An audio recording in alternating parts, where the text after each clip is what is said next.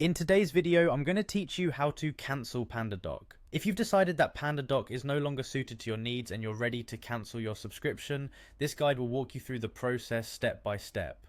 First, you need to log into your Pandadoc account. It's important to ensure you have all your login information handy before we proceed.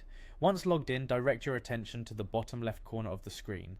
There, you'll find the settings option. Go ahead and click on it, and then select billing from the menu that appears. The billing section is where you'll find all the relevant details about your subscription, so this is the key area for managing your service. Within the subscription details area, there's an option to cancel subscription. Click on that and you'll initiate the cancellation process.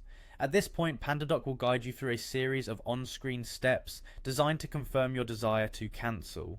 Follow these steps carefully to ensure your cancellation is finalized. It's worth noting that companies often use this portion of the process to present any last-minute promotions or reasons to retain your subscription, but stick to your decision if you're sure it's time to move on.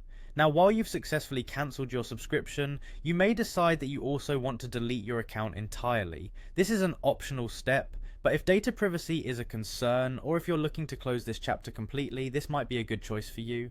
To proceed with deleting your Pandadoc account, you'll want to navigate to the Pandadoc Support Center. As you access this area, look for the live chat feature, typically found in the bottom right corner of the page.